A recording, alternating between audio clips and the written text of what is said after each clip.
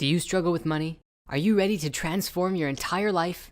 At last, it's time to explore how you can create your spiritual money right now.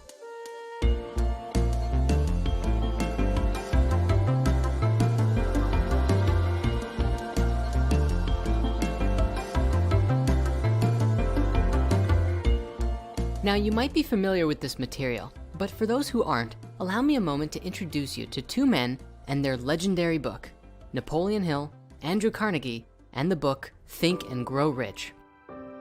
This book is truly the ultimate spiritual success manual, having sold over 100 million copies and helped to create more millionaires in the world than you can count.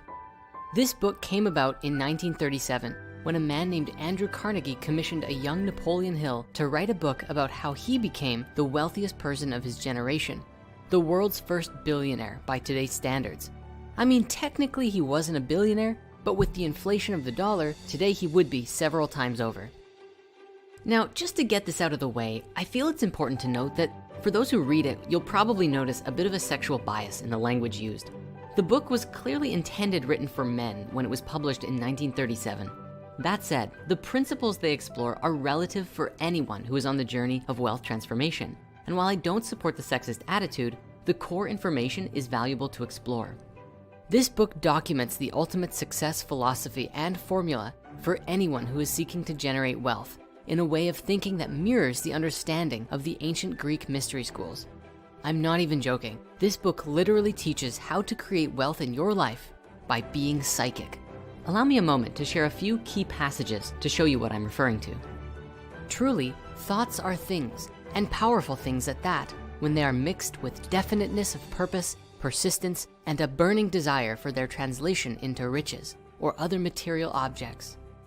More than 40 years ago, the author, working in conjunction with the late Dr. Alexander Graham Bell and Dr. Elmer R. Gates, observed that every human brain is both a broadcasting and receiving station for the vibration of thought. In a fashion similar to that employed by the radio broadcasting principle, every human brain is capable of picking up vibrations of thought, which are being released by other brains. Yes, all of this was written in 1937. Now, when you begin to think and grow rich, you will observe that riches begin with a state of mind, with definiteness of purpose. The author reminds us that our state of mind is of the utmost importance. Success comes to those who become success conscious. Failure comes to those who indifferently allow themselves to become failure conscious.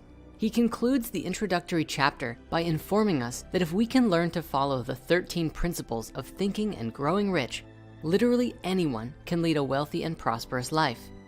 Going over the principles take up the majority of this book, but allow me a moment to run through them with you. Principle 1 is desire. We must have a healthy desire for what it is that we want. This is akin to being able to consciously focus on what you're wanting to create. For what we think and feel actively creates our reality.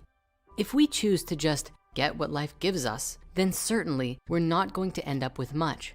We have to be clear about what we want and be willing to go after it. Principle 2 is faith. Quoting directly from the book, faith is the head chemist of the mind. When faith is blended with thought, the subconscious mind instantly picks up the vibration, translates it into its spiritual equivalent, and then transmits it into infinite intelligence, as in the case of prayer. Infinite intelligence is often used to describe God or spirit. Principle 3 is autosuggestion, a term which essentially means self-suggestion, the agency of communication between the conscious and subconscious minds. This is your ability to program your own subconscious mind by making sure to feed it creative and healthy thoughts instead of destructive ones. Principle 4 is specialized knowledge. There are two kinds of knowledge, general and specialized. General knowledge is the kind of stuff you learn in school, random bits of history and math and literature and stuff that by itself isn't really good for much. Specialized knowledge, on the other hand, is knowledge that is organized and intelligently directed towards the fulfillment of your dreams. Principle 5 is imagination. What they describe to be the workshop wherein all dreams and desires are given shape, form, and action. There are two forms of our imagination: the synthetic imagination, which arranges old concepts, ideas, or plans into new combinations, which doesn't create anything new. and the creative imagination, which is the mind-opening bridge to infinite intelligence, which allows you to conceive of entirely new concepts, the faculty through which hunches and inspirations are achieved. Principles 6, 7, and 8 all go together. They are organized planning, decision, and persistence. This is the practical ability to form definite, practical plans of action, making decisions on them, and executing them consistently and persistently until you begin to see results. Procrastination is the killer of dreams. So while you might be worried that, what if I don't make the right decision? Any decision is better than sitting there and doing nothing. And you always continually refine and improve as you go. Speaking to persistence, Napoleon Hill explains that one of the most common causes of failure is the habit of quitting when one is overtaken by temporary defeat. Every person is guilty of this mistake at one time or another. When defeat overtakes a person, the easiest and most logical thing to do is quit, and that's what so many do. However, failure is a trickster with a keen sense of irony and cunning. It takes great delight in tripping one when success is almost within reach. Principle 9 is the power of the mastermind. The mastermind may be defined as coordination of knowledge and effort in a spirit of harmony between two or more people for the attainment of a definite purpose. It basically means don't try and do everything yourself. If you can team up with people to achieve a vision, do it. Principle 10 is the mystery of sex transmutation. Yes, the mystery of sex transmutation. Very simply, it means the switching of the mind from thoughts of a physical expression into thoughts of some other nature. I'll just leave that one here, but it's a very interesting chapter. Principle 11, 12, and 13 are called the subconscious mind, the brain, and the sixth sense. And it's when this book really becomes a mystery school of its own.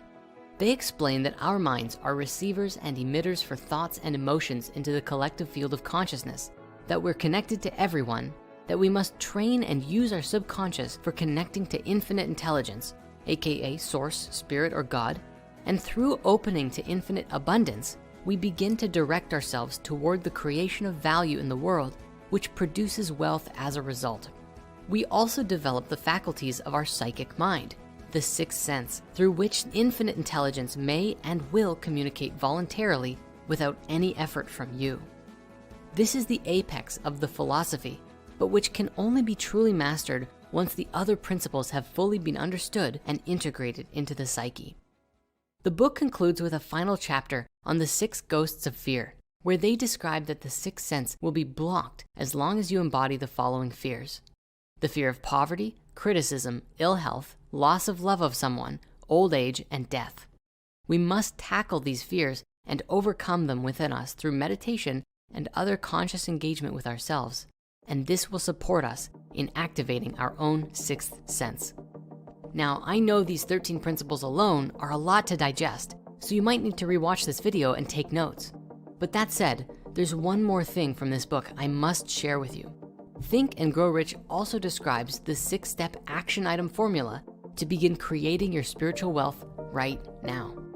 Take note, if you want to completely transform your financial reality, I encourage you to pay close attention to the following. Step 1, determine what you want to achieve or accomplish. Decide what your goal is.